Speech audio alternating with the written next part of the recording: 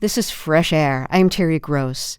My guest, champion distance runner Lauren Fleshman, is now a coach and activist working to reform the sports world to recognize the differences in male and female bodies.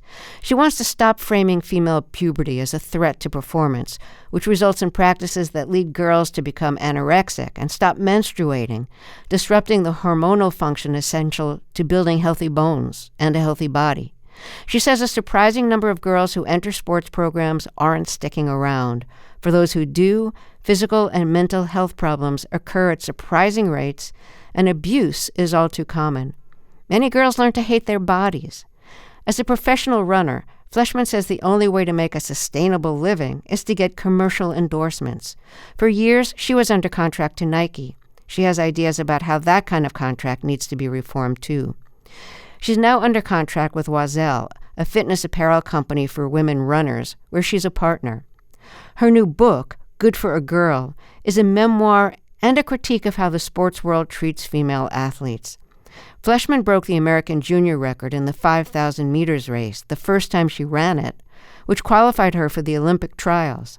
She is a graduate of Stanford University, was a 5-time NCAA champion, and won 2 national championships as a professional. She retired from professional racing in 2016. Lauren Fleshman, welcome to Fresh Air. In middle school, you were famous not only for winning races, but for beating the boys in school. And then one day, you lost to a boy and you were crushed. In retrospect, you attribute that to your body changing with puberty.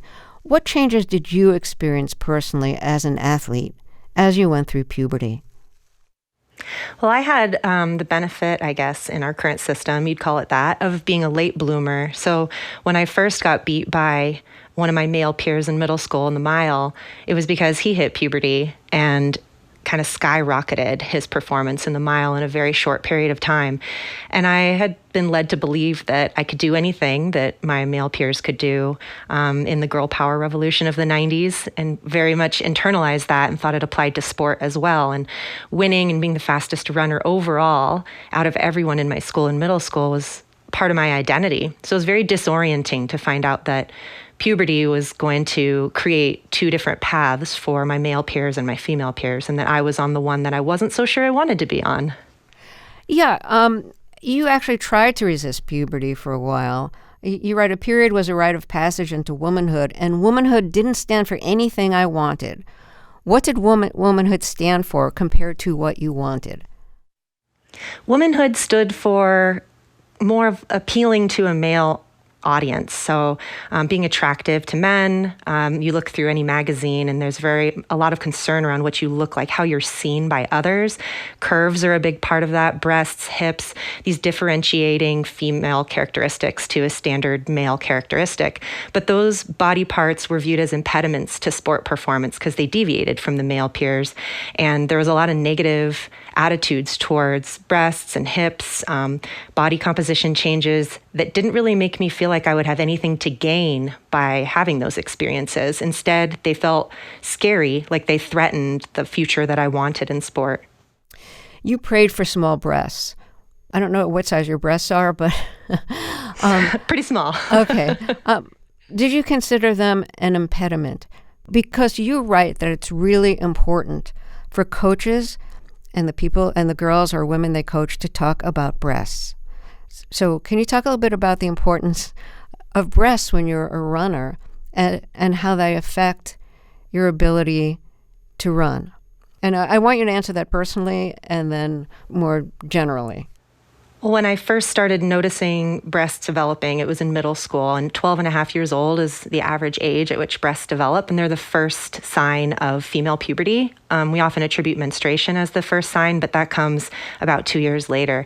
So really these breasts developing during middle school time on average was what I was seeing, and I could see it in my friends that movement felt different to them. They were self-conscious about the way their breasts were moving. I didn't have that going on, and so I felt I felt this kind of trepidation and fear, and I saw it affect their willingness to play hide and seek with me after school, for example. They were less enthusiastic about tag, and all of the research currently shows that this is extremely common, extends well beyond runners. 73% of girls reported at least one breast-related concern related to sports in middle school age, and half of them felt that breasts affected their participation. But the way that we talk about breasts is very sexualized, or we don't talk about them. They're a little bit of a tough subject when they really should just be a factual, basic, lived experience of half the population. And 87% of girls wanted to know more about breasts and sports bras specifically. So we know that the lack of sports bras is one of the reasons why we're losing girls in sport. And I saw it happening around me, but it wasn't happening to me until much later. So I want to ask you about menstruation and performance. Did you find that when you started getting your period, that it affected your performance as a runner? I mean, did you get cramps or any other kind of symptoms from your period? When I got my period, it was later than most of my peers. It was around age 17. And I didn't want it. It was an impediment. It felt like this added burden that my male peers didn't have to deal with. And because it wasn't something that was openly talked about in a sports environment, and still isn't, 87% of girls don't talk to their coaches about their period. Felt like something I had to navigate alone. And the effects that it would have on my mood or my body composition, bloating, all those things felt like this roller coaster that I had to navigate sports through. And my male peers didn't, and I felt resentful of that, especially since it was invisible to my coaches and to the health professionals around me. It was kind of like, oh, just figure out how to deal with it. So it's understandable why so many girls don't have a positive view of their period, and which is really unfortunate because our menstrual cycle is so critical to the healthy functioning of our bodies. And we are sort of taught to view it as a fertility tool.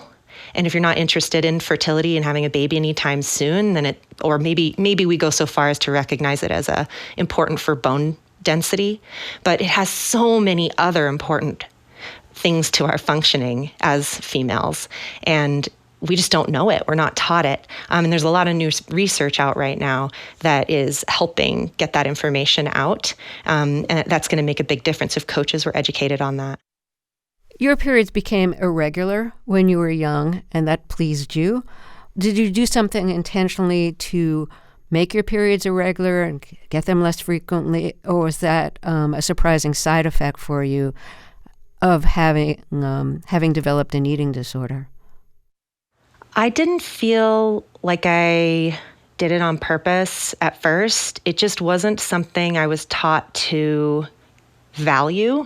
And so if it happened to disappear because I was training a lot and maybe wasn't timing my nutrition well or was just not quite meeting my nutritional needs, even before I had disordered eating, it's super common for girls to have menstrual dysfunction long before they have any disordered eating problems. It can just be because you're working really hard and then you have class and you can't catch up nutritionally.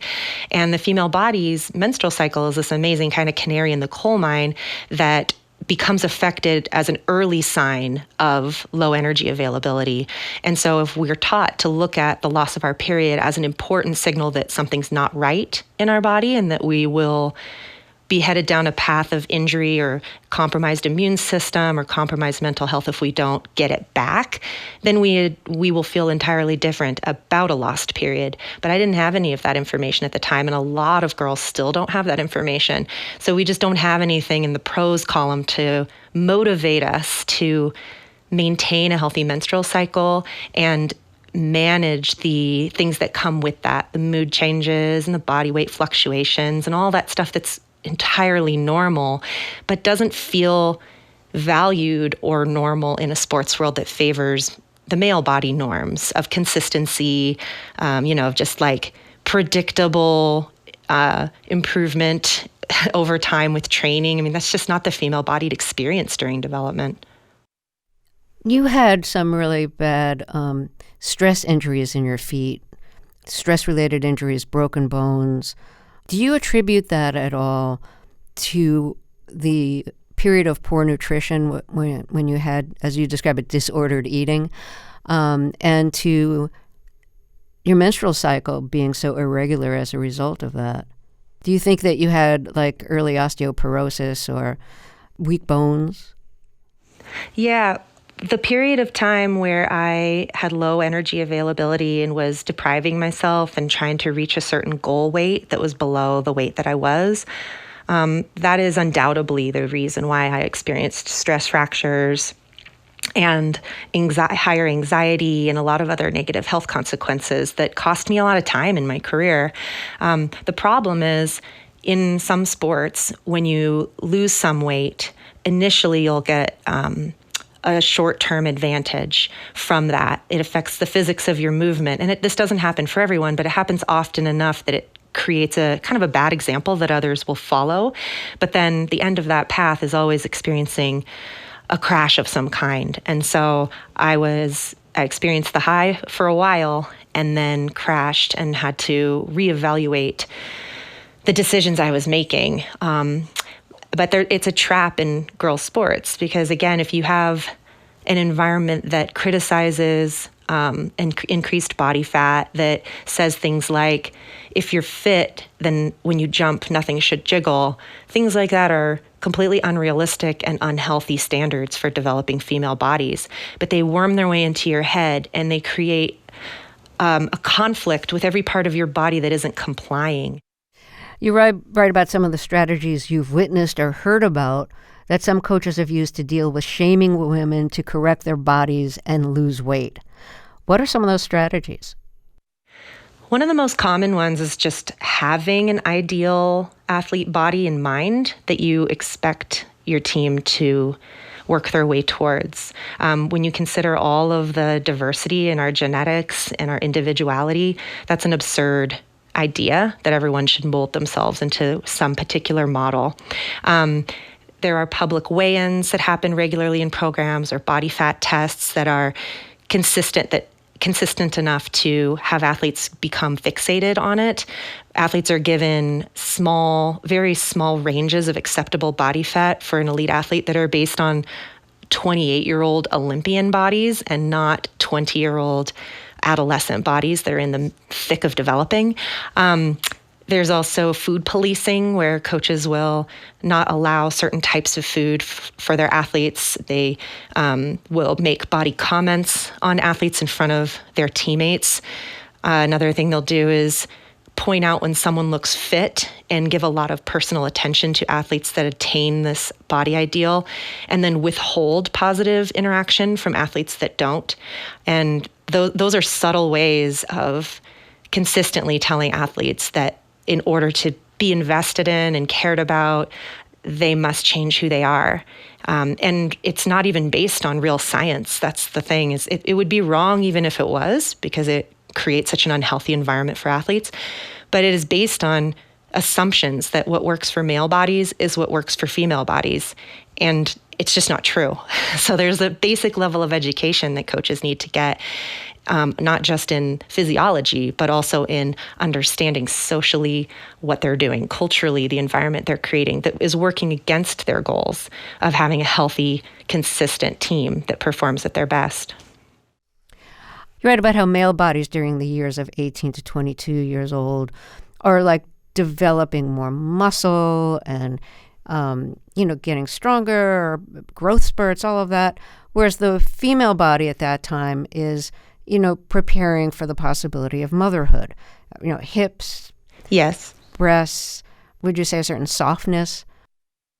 Yeah, the male body between 18 and 22 is getting more juice out of every squeeze when it comes to training. Their hormonal profile is such that their recovery time is quicker, their improvement curve is steeper during those years than the female one, and the female body is optimizing for fertility and having a child. Whether or not that's anywhere on your radar, that's what your body is is prioritizing in the types of tissues it invests in and systems it invests in. And some of those are not immediately beneficial to sports performance. They require a period of time for you to adapt to them and adjust in your ligaments and tendons. So our improvement really slows during that time on average.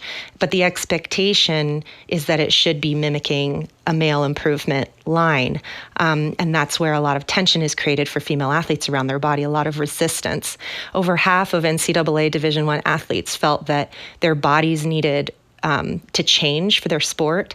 97% of those felt that change should be losing weight, and it was an average of 13 pounds, which is kind of mind-boggling to me when college athletes, one might assume that they have the highest body confidence, that they have these honed bodies from training for many years that they'd be pleased with. But if over half of them are feeling that they need to change it, and if their body satisfaction is actually lower than their non-athlete peers, that should really show us that there's something strange going on.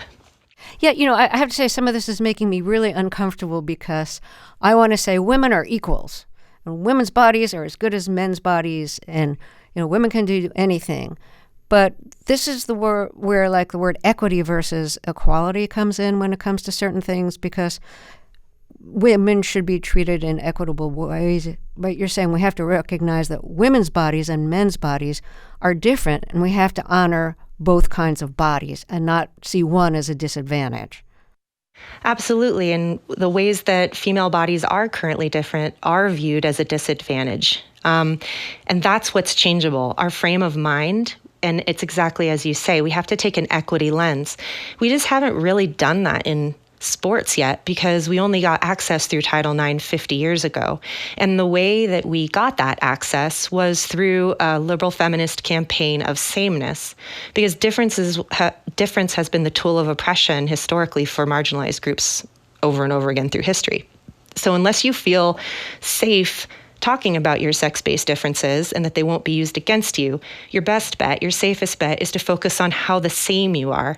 And that was a massively successful strategy in the 70s of passing Title IX, a lot of legislation that passed on that.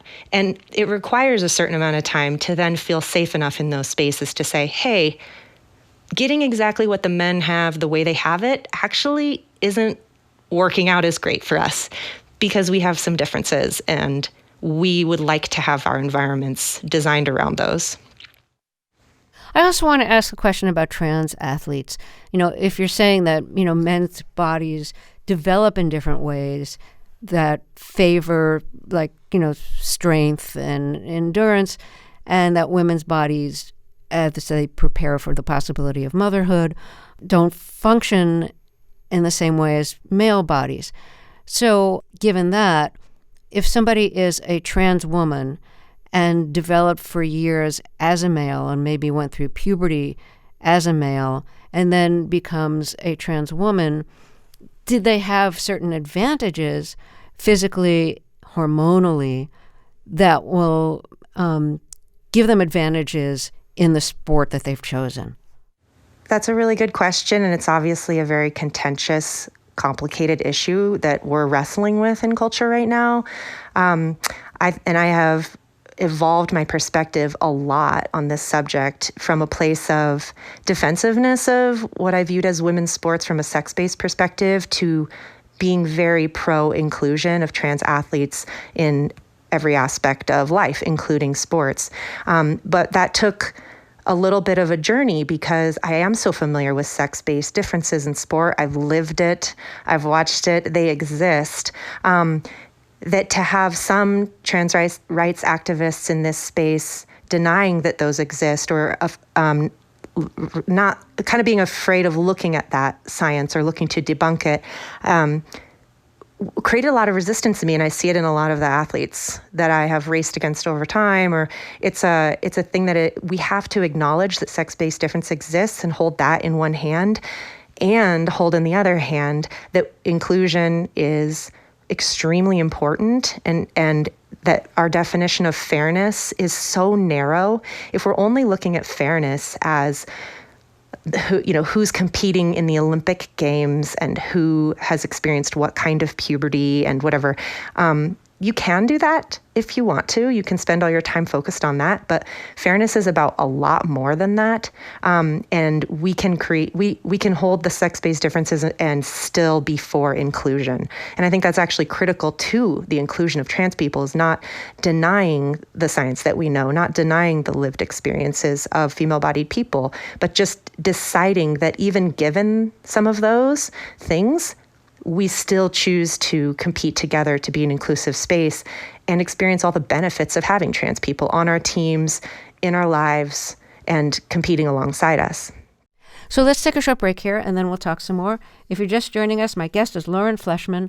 Her new book is called Good for a Girl. We'll talk more after a break. I'm Terry Gross, and this is Fresh Air. Let's get back to my interview with Lauren Fleshman, a runner who won 5 NCAA championships with Stanford University and 2 national championships as a professional runner. Her new book, Good for a Girl, is part memoir and part critique of how the sports world, which is designed for men, by men, needs to stop practices that punish girls and women for having female bodies that don't conform to the norms of male bodies. I want to talk with you about uniforms. Compare what male and female runners are expected to wear. Male runners generally wear a looser fitting short and a jersey that covers the entire torso. It's in some events in running, especially the faster sprint events, the male outfit will be a tight-fitting short that also covers the torso.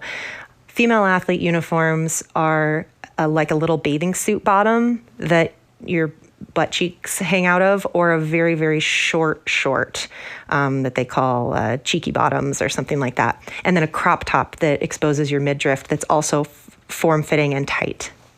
Now, is that supposed to give you any streamlined advantage for speed in running? Or is that purely to sexualize you? Yeah. If there was a true sports advantage to wearing the outfit that female athletes are bound by rules even to wear in sport, male athletes would do it too. The best athletes in the world will want to do what the biggest performance advantage is. The history of female uniforms being designed as they are now started in the wake of Title IX, when there was a lot of fear that sports was masculinizing girls, that it was making them gay, all of these homophobic fears around participating in activities that were traditionally viewed as men's spaces. And uniforms were a way, especially in the 1984 Olympics, was the kind of first big showcase of our post-Title IX bounty of female athletes. There was a movement to figure out how to make people feel safer about these female athletes using their bodies in these aggressive ways. And to feminize their uniforms was a very clear way to do that, to have a focus on your hair, your makeup, smiling for the camera. These are all still norms that are much more common in the female athlete space than the male athlete space. So what was it like for you as a runner in college, winning NCAA championships, or as a professional runner, being sexualized while you're performing as an athlete, which is all about strength, endurance, discipline, power? How did those tight-fitting shorts and the kind of midriff top exposing your navel, how did that make you feel on the track? It creates a distraction for a lot of athletes. If you're in an insecure place at all with your body, having to put that on and know that you're going to be in a fishbowl of spectators and on television in that outfit, it's like an exaggerated anxiety of bikini season or bathing suit season for everyone, yeah. Right? It's like, okay, I'm going on display here. What's the situation? How will I be seen by others? And that's an added layer that we're dealing with when we would love to just be focused on competing. We need to lose self-consciousness in order to reach our ultimate potential. So I found it very distracting during certain times of my life when I felt that I was in conflict with my body, or my body wasn't, quote, in shape yet, or whatever the feelings I had about it at the time, where it wasn't in peak form. And then it would be just another obstacle that I had to get over. Let's talk about running. What do you love about running? What made you first fall in love with running? I loved running the way a lot of little children do when they would just burst into run naturally. It felt like flying. It felt like freedom. And I didn't participate in running in any organized way until the middle school weekly mile in PE class. But even that wasn't an official sport. So I joined in high school. And by then, what it meant to me was belonging, exploring. We would take off on these runs as a group into the foothills around our town and get to see vistas of my town from a new perspective, get to explore different neighborhoods. My world got a lot bigger through the sport of running. And I also loved that when you run alongside somebody, you can have a more vulnerable, honest conversation than you can when you're sitting across the table from one another. There's something that just opens you up with the movement. And so I just developed these deep bonds and also these deeper understandings of myself. It just felt like a natural fit. You're right that you never considered running outside of like phys ed class, and you changed your mind when a high school coach, the high school that you were about to go to after middle school, basically recruited you for the team. His name was Dave DeLong. You mentioned his name a lot in the book. Do you think of him as having been a great coach? And if so, how did he help you? DeLong was a phenomenal coach. He actually just retired last June, and I went and spoke at his retirement party, and he's left such a massive impact on generations of athletes. What he did really well was instill a love for the sport, or really kind of like help us hold on to a love of the sport while introducing us to competition. There are some people who make it sound like competition is the buzzkill for the joy of the sport, and that the solution to a lot of our problems is to remove competition or to lower the stakes. But DeLong taught me that is not the case. You want to bring your natural joy that you have for the sport into competition, and then hang on to that the best you can through little periods of anxiety or tough times. Just you're riding through those, holding on to your joy. He did an amazing job of teaching a very diverse group of athletes what excellence was, and he defined it in a broad way so that you could still be excellent even if you were experiencing a performance dip related to puberty. You could be an excellent teammate, an excellent supporter.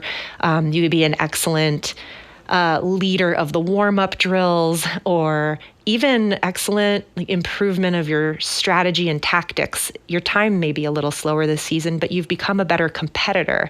And he helped us see those things in each other, and it made the changes of puberty a little less scary than it is for a lot of my peers. It was still scary, but we had this protective buffer in DeLong that made it a little bit easier.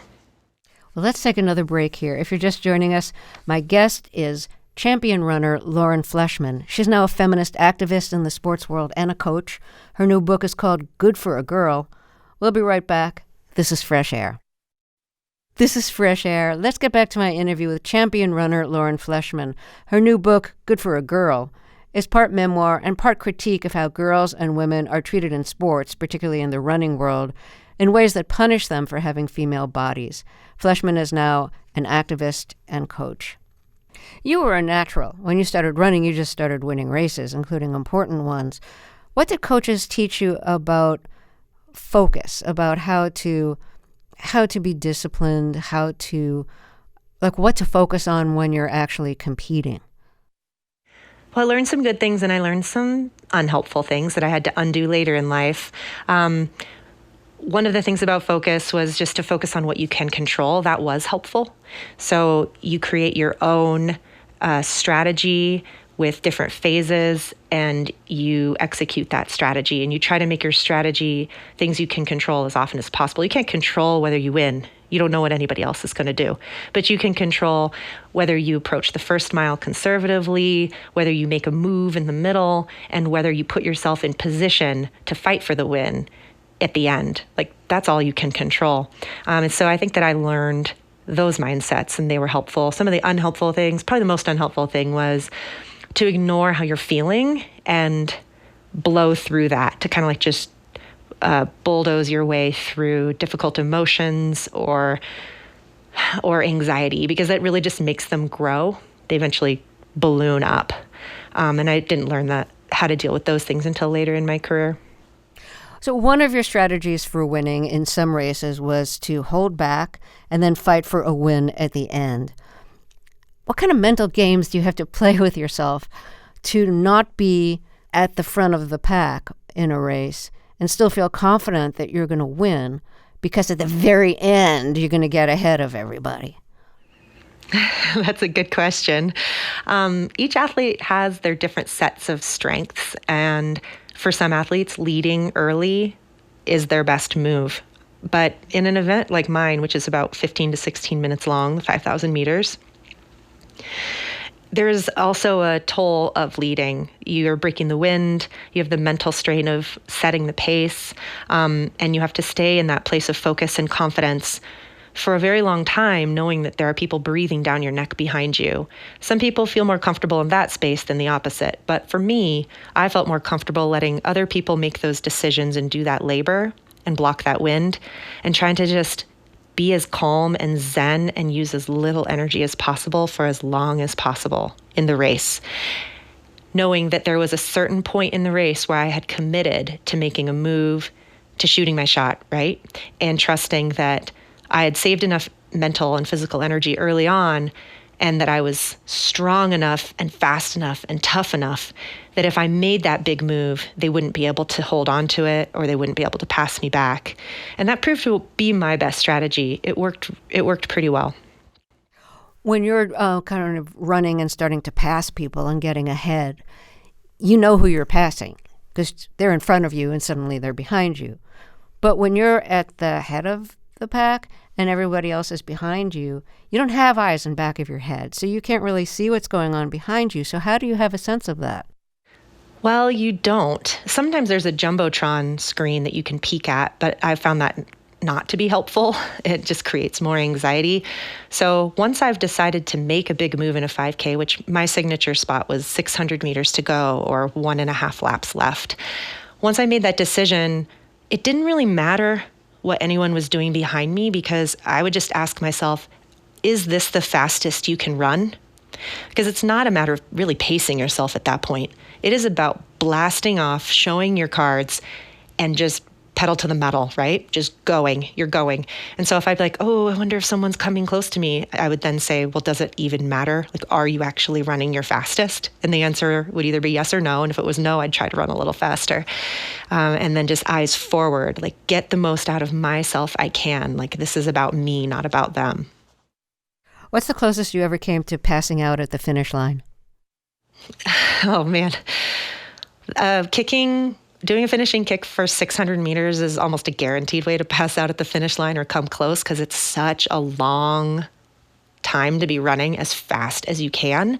You end up in extreme oxygen debt. I've never actually passed out, but many times have ended up on all fours, heaving, like just my lungs and all the muscles between my ribs working overtime to get air in, to reoxygenate my blood. And then you just feel nauseous afterwards for a while. So it takes a little while to get from there to, wow, I really did it. I can now celebrate. What does it feel like to win? And is there a difference between winning as an individual and winning as a team? Yes, there is a difference, and both feel absolutely incredible. Winning as a team, it feels like magical alignment because it's dependent on so many different people showing up and having a good day and executing on their plan. And almost all of that is out of your control as an individual. So when that happens, you're delighted with your own performance and proud of these teammates and knowing their whole history and feeling good about what they did on the day. You feel that too. So I think that feels better, that magic of feeling your feelings and their feelings, and it's just delightful. It's rare. Most of my victories were individual victories. And so those would feel different depending on my state of mind. When I was in a period of my career of being highly critical of myself and just always raising the bar and driving for the next thing, a victory didn't feel that joyous along the way because it was like just expected. And then I was already on to the next thing. It wasn't until late in my career that I learned the importance of stopping to appreciate and feel the joy, like teach yourself to tap into the joy in those moments along the way so that you can experience it. And those victories were incredible. It just feels like you're invincible. You feel light. You feel like you're glowing. And there's this huge sense of pride and gratitude, that mixture of acknowledging your hard work, but also the hard work of other people that helped you get there, and just luck on the day. And that feels good. Let me reintroduce you again. If you're just joining us, my guest is champion runner Lauren Fleshman. She's now a feminist activist in the sports world and a coach. Her new book is called Good for a Girl. We'll be right back. This is Fresh Air. So after college and after winning, 5 NCAA championships at Stanford University, you became a professional runner. And you say the only way to make track and field a full-time career in America is to secure an endorsement deal with a major sports brand. And for you, that brand was Nike. And that's a really big deal. But you had problems with that as well. I wonder how you feel about that to really make a living as a professional runner, you have to align yourself with a commercial brand. Because in a way, no matter how glamorous it may seem and lucrative it may seem to have an endorsement deal with a big company like Nike, basically, like, you're being paid to be a walking, moving billboard for that company. You're there to sell their shoes. You are, and you don't really have any job security. It's an independent contractor role, so basic employment protections and benefits are non-existent. The contracts are confidential in nature, so you don't really know, like, you rely on an agent to help you, tell you if it's fair or not. And there's just a lot of norms in the industry that feel impossible to change for individuals. You're treated like you're lucky to be here, so just take what you can get. Other sports like WNBA, women's soccer, there's a league, and there are league minimums, and there's a union. So there's a kind of a guarantee that you'll at least make some kind of a living, and that living won't be dependent on you being attractive to men. Like in an environment where you only get money if you are deemed a worthy marketing investment as an individual by a sports company, then that means that you need to fit whatever their ideal is as a marketing asset. It's not a charity. They're not looking to support people just because they're fast or can throw far or jump high. And so who you see reflected in running in a lot of individual sports that we watch in the Olympics isn't necessarily the best of the best of the best talent-wise. It's who was the best that also fit the marketing rubric that the companies value and that they believe will sell shoes. Well, you were once asked to pose naked in a marketing campaign. What was the image supposed to be, and why did you decline to participate in that? My first big shot at an ad campaign with Nike, I was so excited. I just couldn't believe that I was going to get this chance to be used in a commercial and a poster campaign, media notice around it. But then when I got the look and feel from the creative agency, it was a picture of Brandi Chastain, the soccer player, from an old ad where she was bent over naked with a soccer ball. And it was very provocative, a lot of the way women in media is designed to be provocative. And I just felt crestfallen when I saw that, because I just thought, why? Like, why is the sign of making it as a professional athlete where Nike's going to use you in an ad? Why is the first place they go mentally exposure, sexualizing you? And that was present outside of that one experience. I mean, I put the pieces together. Being in Playboy magazine as a female athlete was kind of a sign you've made it, or being on the cover of another magazine depicted in a gown or lingerie or feminized in some way. And I just thought, why are we doing this? Why? That has nothing to do with the excellence that got you the opportunity in the first place. And so I got the courage to ask them to do it differently, to not be depicted in that way. And what did you come up with instead?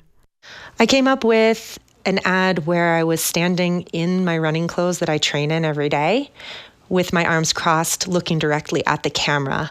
And the ad was in the first person voice. So I was very much in control of how I was being viewed, which added a lot of power to the ad. And it made it a very successful campaign. What was the caption? Objectify Me. which was supposed to be Nike objectifies women originally. And it was meant to kind of grab your attention and go, what the heck? And then underneath it was the fine print of we study the female body so that we can make them the best running shoes. These sex-based differences in the ways we move on average need to be accommodated with footwear that is ideal for them. Because most footwear is based on a male last, and they say shrink it and pink it to make it a female product. How did that ad campaign do? It did really well. There's still people that work at Nike that have it up in their office that I know, and I get approached by younger people who had the ad in their room in high school that are now in their 20s. And they'll be like, oh, I had your poster on my wall growing up. I think that kind of defiant stare into the camera of me telling them, go ahead, objectify me, but on my terms. I want you to study me to make me the best possible gear, was different than what had been seen in sports marketing up until that point. So your contract probably had a non-disclosure clause. So let me ask you about other people's contracts. And so in a lot of contracts between athletes and sports brands, in terms of the endorsement contract, was pregnancy penalized? Like, what would happen to your contract if you became pregnant? By you, I mean women who signed various contracts. What was the standard if there was one?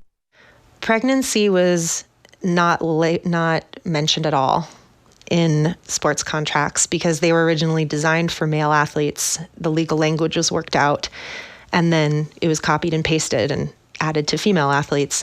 So there was no mention of it at all, which means there is no protection of it at all. And it was treated like an injury, a significant injury. And if you had an injury that kept you out of racing for, this part could vary by company, but 3-6 months, then you would be suspended. Your contract could be suspended. And so the way they would adapt that language for the female body was, well, we'll suspend you for a year, and then without pay, you still have to show up to appearances that we ask you to, or being in media stuff. You still need to wear exclusively all of our gear. You can't seek money from any competing company, but we're not paying you money. And then once you compete at your previous level again, you'll get your paycheck back. That was the norm. So you can't get paid by them, and you can't get paid by anyone else either, any other sports brand company. Exactly. Lauren, one more question for you. What's the difference between running now just for exercise or for pure pleasure, or just to stay in shape, versus running when you were a competitive athlete, either in college or as a professional? I'm loving exploring this new way of relating to running in midlife, where it's a thing that I do when I want to do it, or with some regularity, but without a lot of required discipline and rigor. And I do other types of movement. I bike, I Nordic ski. And so it's just like one of many things that I do. And it's mostly for my mental health, and it's mostly for the social aspects of connecting with other people. But I still like to push myself hard every now and then on a trail or even in a race, because I like the way being up against the edge of what I can do makes me feel. Not all the time, but sometimes it's very invigorating. And those years of competitive sport taught me that. I mean, I was drawn to competing for a reason. I liked seeing what I could do. I liked those kind of sporadic, deep breaths, and then the feeling of being done and getting to catch your breath again. Lauren Fleshman, it's been a pleasure to talk with you. Thank you so much. Thank you, Terry. It's been a pleasure. Lauren Fleshman's new book is called Good for a Girl, a Woman Running in a Man's World.